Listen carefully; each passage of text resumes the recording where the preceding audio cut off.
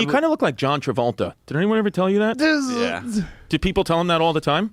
Not recently, but yeah. You do have because I've never seen you. I've heard of you, but there's really no pictures of you online. While I was watching Owen Gray last night, I tried to incorporate you, and I never. But you do have a John, but not. But I mean, like a in shape, good looking. Thank you. Young. What did Gad say? You said you look like Alec Baldwin. No, it was Bill Maher. Bill Maher said it. Yeah. Because John Travolta now looks like if you and Joe had a baby. That's what John Travolta looks like right now. If you just put John's face on Joe's head. There you go. I met John Travolta once. You guys ever meet him? Yeah, I met him. Yeah. Yeah, I met him at Fear Factor. His wife, Kelly Preston, who's since passed, she was on the show. Oh, wow. Yeah.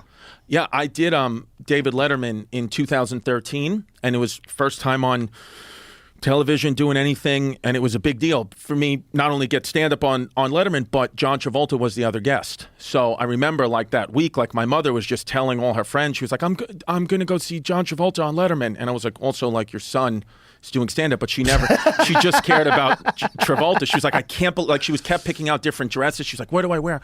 And so I did, and my mom and dad, who were divorced, it was one of the first times, because before I had my first child. So before I had my first child, my mom and dad never talked. They had like a divorce, and they just, especially as I got over 18, they were just like, we don't talk anymore.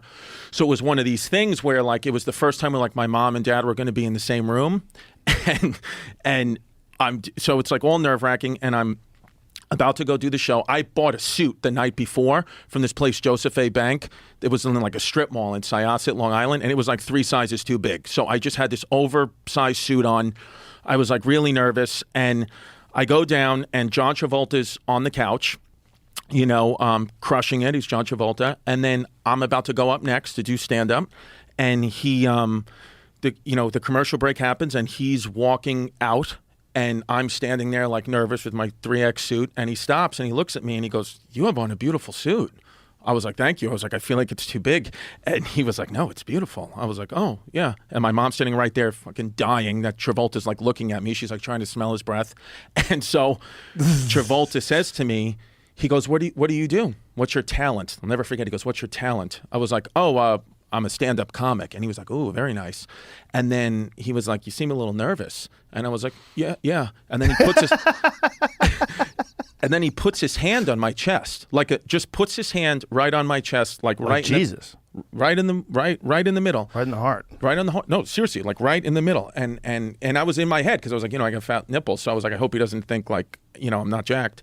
And then he goes, why is your heart beating so fast? And I was like, because you're John Travolta, you're massaging my nipple. And he goes, don't be nervous about what you're about to do.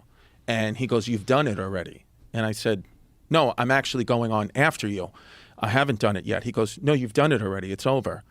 And I was like, are you stupid? No. Are you dumb fuck? I was like,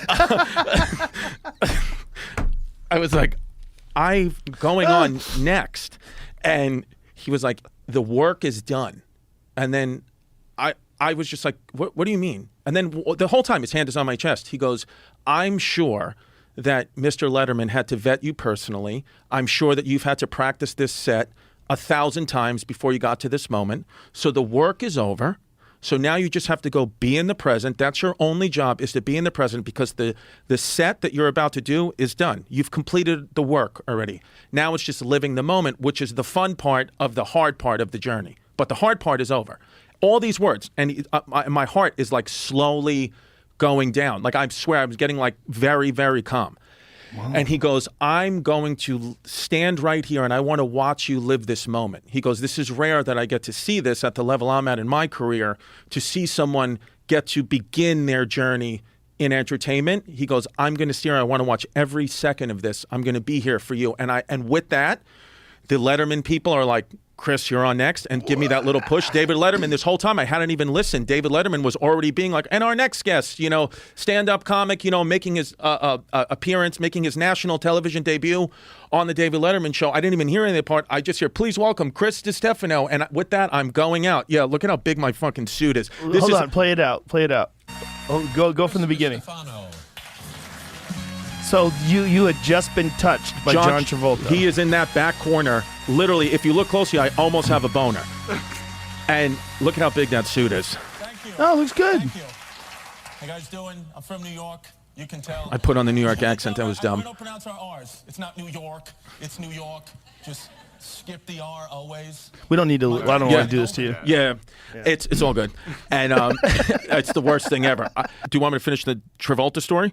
Oh, Well, sure. well, 'cause I didn't know there was more to it. Well, yeah. Well, the reason why there's more to it is because Travolta. I told you, he kept telling me, I'm going to watch this moment and all that, and it was the most calm I ever was. Still to this day, doing TV. Like, I was more calm the first time doing that 5-minute Letterman set than I was doing a whole Netflix special or whatever. I was so calm because of his words. And then when you came backstage, was he naked?